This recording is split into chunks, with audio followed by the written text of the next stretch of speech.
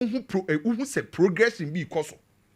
Enti ade kronti a Chelsea fans dodo na ani age ne yese project no omo hyehye no omo kopie mu FIFA Club World Cup no omo hu say nyoma ekoye there is a progression e wo Chelsea bo boku onim enti se wahwe omo from FIFA Club World Cup no match day 1 ebesi enura game na hu say gradually Chelsea bo boku no peke ana enu omo kopie mu final ama omani age ken me ye nipa ba akwa me type positive eka papa no ensempa na me peneka Enzo Maresca, ye coach at the Chelsea. Ye ka top coaches wo wiase a onfane nka ho. Onyandu sam pempenso no. Nemum FIFA Club World Cup na ekoso no. Upe coach ba kwa we impress me Enzo Maresca ka ho bi. Coaches ahodo mu ko FIFA Club World Cup no, uyi coaches o maye ade a Chelsea coach Enzo Maresca we impress me. Enu ahwade oyeye. Makatro say every single game at Chelsea abo FIFA Club World Cup no. Enzo Maresca se san nsa no. Oye experiment. Ye mu bia ye pe football tactics. Ye pe si reading into ayo football de koso agopama ne so pa no. Enzo Maresca wo FIFA Club World Cup emi yesua de bebre. Enra on paper. Chelsea use Pedro Neto on the left side. Oyusu Nkunku on the right side.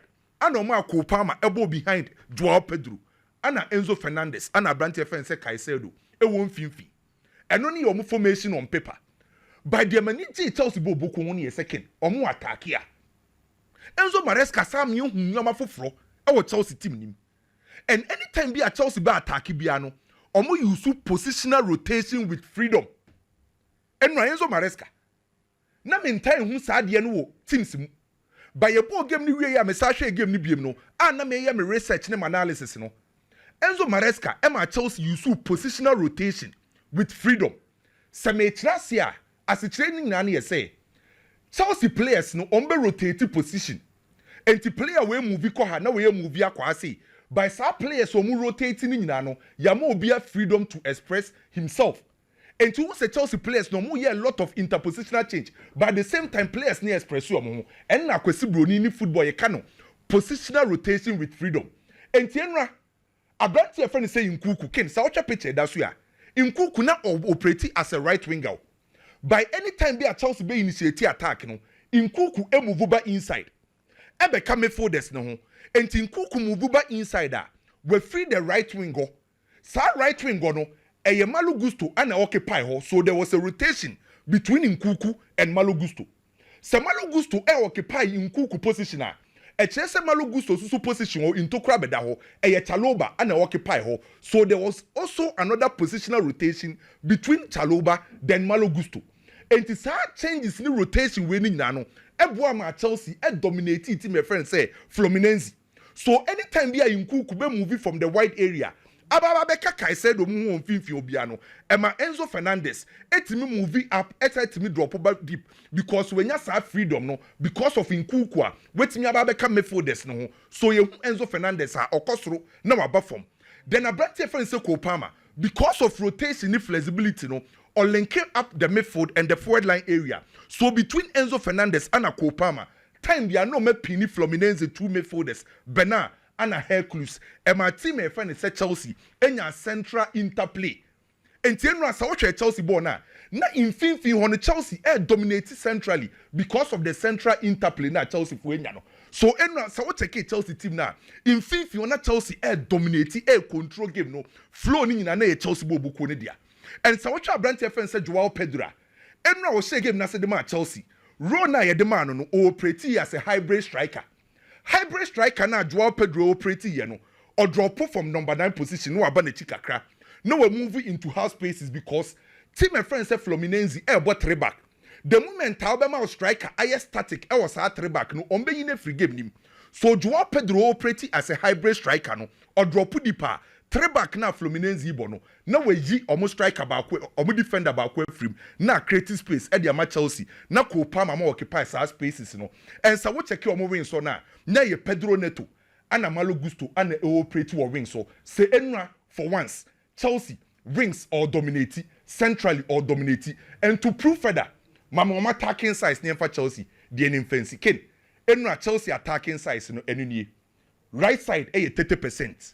Middle 33%, left side 37%. And to say check all the three attacking sides Enra na almost equal. Chelsea ebo no omo boy no positional rotation with freedom. Omo position omo hu yi, omo rotate, obia with freedom to express himself. Eno anebo a Chelsea bobuko. Na Joao Pedro de no enkofo aka bebre. Onim the reason why Chelsea for ni abre edi ajepa no. Ye ball Premier League ni wie no. Na teams so mu create chances pa now you Liverpool free at Chelsea na toso. By ye ka teams na omo she goals na Chelsea enka ho top 5 no. Na Chelsea be hia obi obo wanim ho a obetima ma omo ahotoso se obetimi de ball ato atenem. Enti enu abrante ne ba ye. A odi sa two balls ni be two mu nyina no. E ma Chelsea for ani gye. And let's not forget say Chelsea for struggle e with teams on low block. And so unya striker eba low blocker otimi be act as a floating striker or drop be chire no aba betete 18-year balls na no na we shoot from distance e chiro say when a player say opponent nim pokra kobo low blocker obetime shoot from distance and the engine of Chelsea ya brand friend say Caicedo Ken to be honest with you Chelsea e wo FIFA Club World Cup o ma yade memo obi anda da o ma say nya almost 80 million pounds e wo FIFA Club World Cup nim enti ma member Chelsea for abaso pay yi big game no ye bo wi na ma be rempa between PSG and Real Madrid Ken Real Madrid ye team kese same PSG untimi take anything away from that a fact na currently unless say on person obeka no kre imprempre ya ne ball na ye bo ni sesi ne de PSG modern ball no e wo anim saying Real Madrid team no ye UEFA Champions League a PSG 4G free o na hwe FIFA Club World Cup ne nko FIFA Club World Cup no yen attack yen defend yen dominate play possession na Real Madrid ye no be about FIFA Club World Cup no say o check metrics na PSG boboku no osoro esen Real Madrid team no so nipa dodo na omo ka say PSG4 and a likely omo na favorite e was game we no many omo ya dream because of PSG4 current performance by a football bibia betimesi but on paper me ma meka sanwa PSG4 no unless say on no creka PSG4 no look favorite ahead of Real Madrid by Real Madrid for so a pussy threat and so be a right Real Madrid for off mama rem kakra wo transfers na me nuamo so ntoaso udi kan ye exclusive be about Thomas Frank officer na ken de atienie okọ space a omboboku no omu training center ho no eye hospital way training grounds na ho na Thomas Frank ne office ewo na Thomas Frank office no sa story we opech no internet unya eye exclusive edema loss 96.3 de atienie ye say Thomas Frank office no ne tactical board players are omu official players for space tactical board no printing omudin wo so drobe yusu omo pa no ana players na eye omo target no ode maka atro omudin na sa maka no anya kwhwe Thomas Frank office no na right side on eye Ghana ni Abrantie Mohamed Kudus on sa left side on aya atro for no eno so ye wisa enti say Thomas Frank ti woni nya no ne plans are all here for the new season no Mohamed Kudus eye ni main target no me the kind of offer akọ ama team my friends West Ham are rejected me no can say by next week and what's West Ham etimi pay 40 million pounds because of financial fair play enti no na mas pay for gidie say omo de kakraka ho a West Ham for beje mu dia mo enti assistance now okọ Thomas Frank officer we a exclusive picture Mohamed Kudus edin e won the tactical board ne so a omo hwa nim say obetima ka omo plans no na your carries deal no Jose mo no see en country as na fans ni nyina say so mentimi ansan your carries a onu Jose be sign aba fanabachi Jose si obesan your carries a di aba fanabachi na ni nyina no ye say Arsenal for Andre Beta ekopie mu wo Portugal ekosia Lisbon for no na okopie mu wo Portugal na Andre Beta kopie mu no on Sporting Lisbon for na boboso a na offer we dey call ni 65 million euros ana add-ons 5 na ye 70 ana Lisbon for ne se omo per 70 million plus add-ons be 10 ana 5 eno na Andre Beta enura nwumre obepie mu Orlando no wabeka Charles na mpanyi for say na aka 5 million euros 5 million na hwe omuntimi nya nso so ena ma Arsenal fans ni buafu no ana Jose mo no ato omo nkra say so mentimi ansan Yokaresa Fenerbahce ba be final me no ka say finally Abrantie a friend say eye Madueke or train Chelsea ni Arsenal no akoye ne medicals Madueke train Chelsea ni Arsenal so mbewie Madueke ni Arsenal agree personal terms 5 years Madueke agye atum sɛ ɔbɛbɔ Arsenal 5 years aka sɛ Arsenal ɛne Chelsea bɛwie say personal terms done aka Chelsea ɛne Arsenal minhwehwɛ mu mpokura kyerɛ sɛ Arsenal for first offer mo de kɔ no 40 million pounds plus add-ons 5 by say Chelsea pay 50 so Arsenal ne Chelsea wie a Madueke eba kɔ ne medicals ɛde ama team a your friend say Arsenal na Manchester United bigi man nya quicker edi bɛyɛ mo onim say Brentford for the ato Spurs ana Manchester for nya enim say Spurs perisa Manchester pembuemu Brentford for so omu nton mu mienu mbom so munya ton baako a baako nko enti between Spurs ne Manchester wa obenya target in term no baako nko enti say Manchester tena ho ma Spurs ebefa wisa mbuemu enko Manchester mbuemu so ko Manchester wisa enko Spurs enti Brentford communication no na kinu nim say Luis Diaz enhwehwemu bi amakoye e wo Liverpool mate say yese say Liverpool for ton Luis Diaz a enu amebeka Anthony Gordon ene another name about Liverpool list so Rodrigo of Real Madrid. Rodrigo of Real Madrid. Another list no team a friend say Liverpool Rodrigo din so. Na Christian Romero center back at the mass pace. Unsa Atletico Madrid for penepa. Na we a story be about Ronald Araujo. Ora Barcelona hono say on the account on kwanko betina. Onim die besi dache. Onim sa Atletico Madrid for monitor Ronald Araujo situation. Atletico Madrid monitor Ronald Araujo ni situation e Barcelona se Christian Romero do na anye ya Atletico Madrid for so monitor Barcelona center back na Karim Adeyemi e Juventus list ne so Karim Adeyemi of Borussia Dortmund Juventus monitor na your own good friend Omorodion Juventus for kon ho a ye bo mo 80 million euros Omorodion 80 million euros Juventus akon ho am ya bo na 80 Gahoa Omorodion Chelsea for 80 million na me no wie no ze Madueke de no boy fopa me no wie no Adingra ebeye ne medicals no ene with Sunderland Adingra yes obeye ne medicals no ene with Sunderland well Kwame the Fishbone deɛ wo mina na Kwame edi aba no ye beto so de encommoders na tena se ye nu Samuel o ha okay ene mama hu Samuel na ye di encommod kakra Adingra no okay ado se mboko biem de na me de ge medi me encommod okay na Mate mirase na ye to so you see me sure sir nipa dodo na expected Chelsea to beat Fluminense. That's quite obvious. No be any nipa dodo na enim say Chelsea be she Fluminense. But the joy I watch Chelsea, energy I watch Chelsea no. It's not with the game. The joy is Chelsea finding Joao Pedro e wenim ho. And I'm a Chelsea fans because for 2 years in here they've always been worried about Nicola Jackson boy on to me for Chelsea Costro on to me for Chelsea Costro inti kakrana Joao Pedro abaya momo and when ni jeno no and yet Chelsea going to the finals against Fluminense. I mean come on. What did me show you say? And now maybe cut 3 aspects I will give you one some they didn't kind. Football fans eshe goals. Analysts eshe the entire game. Ken, the key moments power game when you aye Marco Kurela bono ko yifi line so no. Me come on your crest some the achro. And now Chelsea scored a beautiful goal, Joao Pedro. Chelsea were playing well. But that time Bianwa Fluminense the phone be attacking Chelsea no. Na sa hon popo kakra with chire 1-0 Chelsea 25th minutes.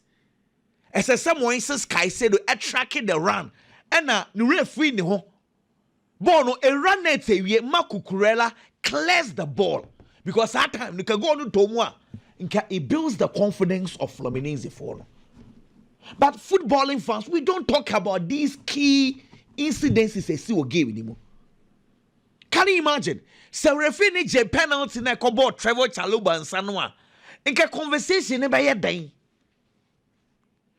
But football fans, we are so much into who scored and who did not score. Key moments, we don't talk about it. But the bigger picture is that, and now, what will share Joao Pedro Biano? you realize say football no difference kakra wo. Joao Pedro no ono obetinya ball across the front three. Ono ope ball ni bibo naturally or a baller. Ball no onimbo. A different from Nico Mudi ni bi. Onim go ni she na nine po ni muti say ono a refine kakra Nico de no aka kakra. But my biggest problem is second. Some of your teammates are you protect each other. Teammates. You protect each other. So when you say bako, echo problems more. The next person tries to cover up for each person. Anything they say, we are teammates. And now, the Kopama de Nicolas Jackson, I did not like it. Meaning some koma midi, ni pa dodo na Nicolas Jackson ti me kan ya yenjai. But I am very honest with you. Adia Kopama yen, he did not do well. Clearly, Nico ba game ni muti mu se ni sunsuma yira Chelsea mu. No po.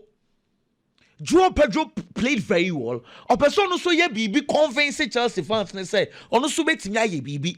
In doing that, nyema yes simple krana overcomplicated. Utimu say, "Na nyema Famako and Nicolas Jackson." No problem. What's a chance? The reaction from Kopama was needless. Say import boy na yam from what he said yen nyina realize say he should have passed and one. As I say Kopama finding a way obetimi na cast, especially when you know boy in this situation say as a ni sunsuma yire for game anymore. Help him with any teammates.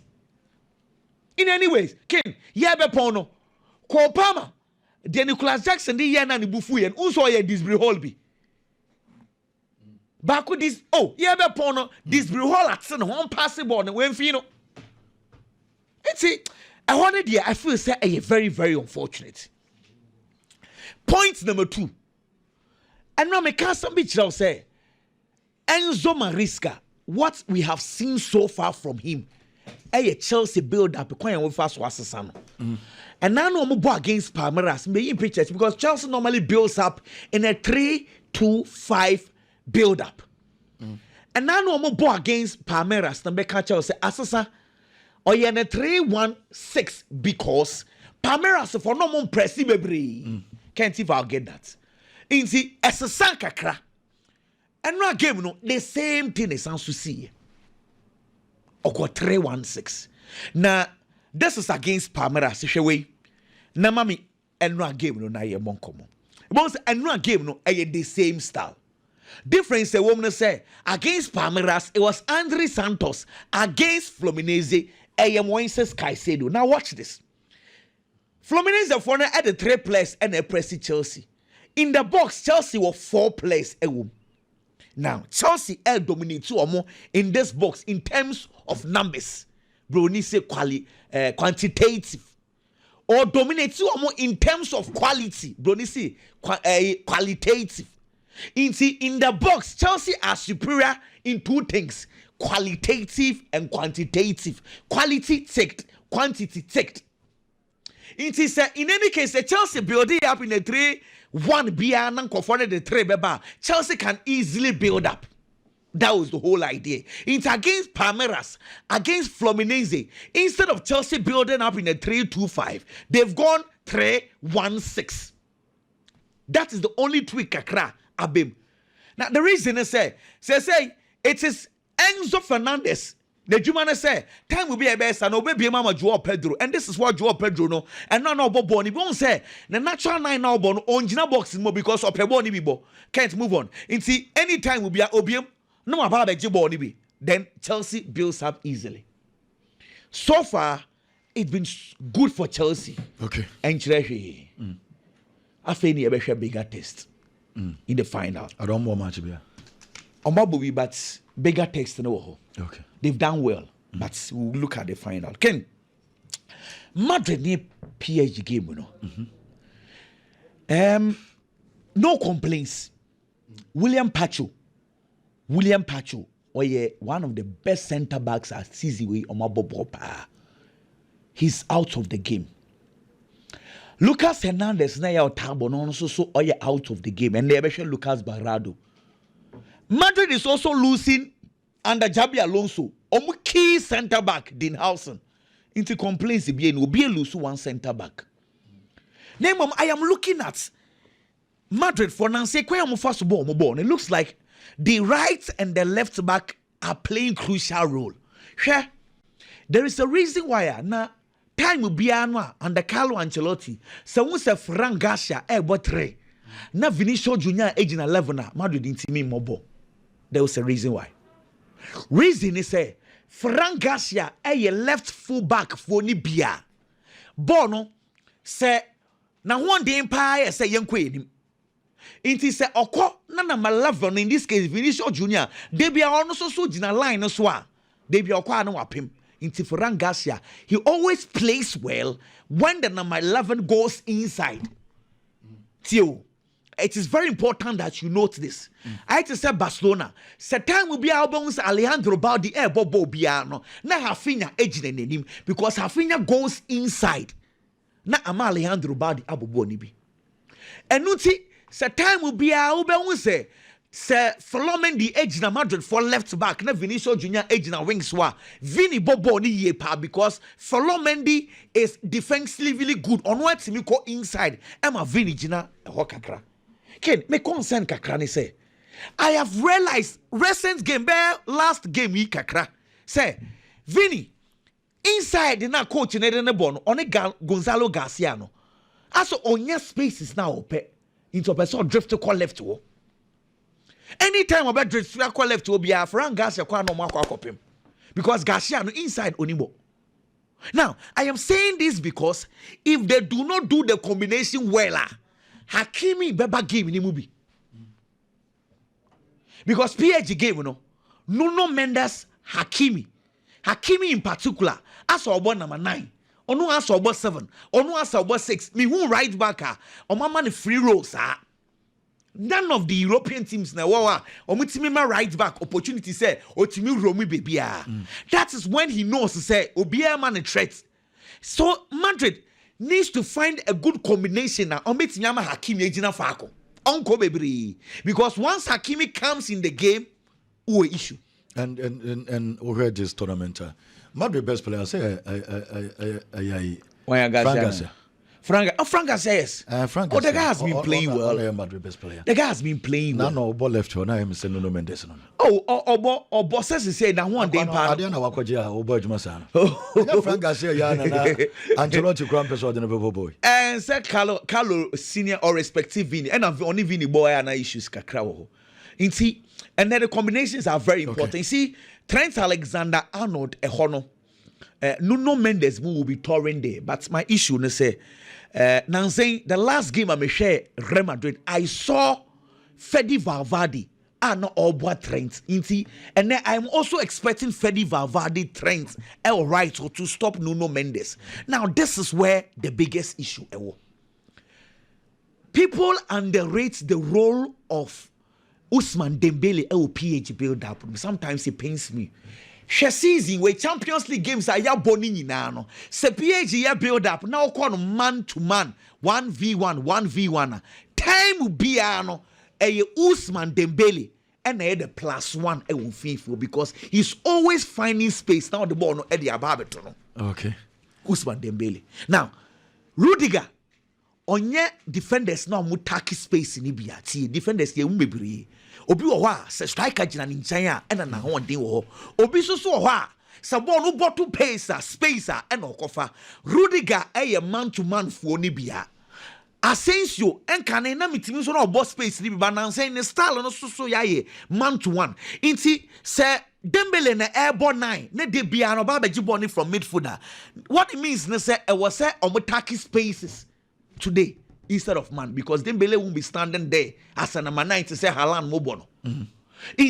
How to catch Dembele is because say PSG for the attacker Dembele they be no all chain. Now what about picking the loose boss? And if it's a winter America. And very interested. We are going to Vitinha more born here. Say I'm sure Madrid will concede possession. Say possession there. And there you say Mbappe 90% fit as a sober boy. No more drop a small boy. No.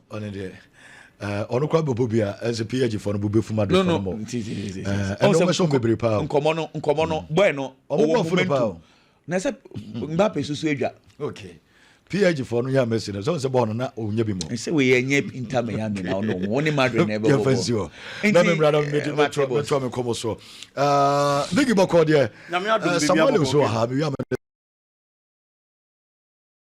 Samuel be din komo kwekwa na bremu kakra na yento so mfrio United mo so goals and I think that goes to your goals Debbie Kinen United the young men say be yi crowd okay Debbie you must see the start ready coach na ba okay enya nuru ba bia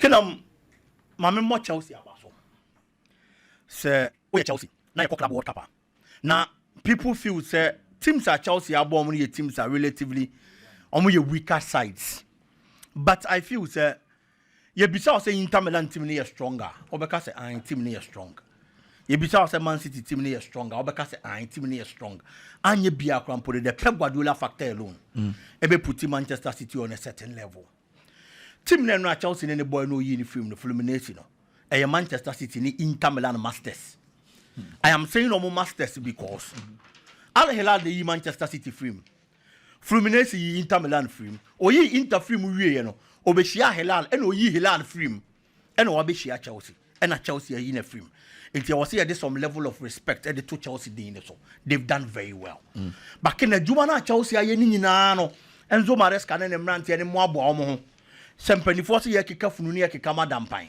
it is a ball abaso na you are inviting pressure to yourself in the coming season that is the state that Chelsea team na kwa kodro offer pressure because Enzo Maresca ye the Chelsea adwuma na ma no personally na me ye nipa ba kwa me feel say papa ni be hia be 5 years 3 years minimum and sana ebia watimi apagya Chelsea team na do a certain level because no why assistant coach to Pep Guardiola but in any league bia wakoma na say bia why adwuma no na on coaching any club in top flight football say a premier division and as a major league there be enti ye di adwuma na ma no na ye feel say Chelsea adwuma na be ye ne den ye be foforo no enti papa ni be here lot of years and sana Chelsea team na shase say epagya na say epeke yeah, the team in the man on the first season. He qualified the team for the Champions League or the Chelsea the fourth Premier League anymore. At a point, you be combo feel say Chelsea here in the Hoka Caribbean go to me about the league, because Chelsea be that strong about the money was wrong. But due to one or two problems, any inexperience, and a Chelsea started by. And only if you want to tournament to better say Chelsea ball was the Conference League. Wakwa ko PM ho no makwa ko Conference League ne dia ma Chelsea. Expectations kosoro. O say be PM Club World Cup no, or ko finals. Say what me Gio, say when to me and Gio to get to the Club World Cup finals alone. Actually, papa na ye juma. That's still obian credit na didn't you? And until that make us say si yourself fata basobo, but a juma na why you no one kasa fair pressure man ho. It is season the chance ya on ready.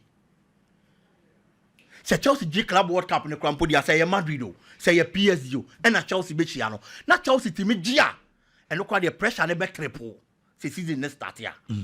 Chelsea Ken say you mu bi dey feel say nye but the support on no Chelsea bo boku no onko Conference League nkoje and the fourth for Premier League mu na on my Club World Cup me perform this well with all the experimental team here at this moment and that's our performances when you na nkonko pie mu finals na yem fa ne set team ne nti season ne chance ya na ne ma nkon kan ya ye bejawo it on one ka say raise bar na the amount no ane the standards you set for yourself is the same standards you are going to be graded with.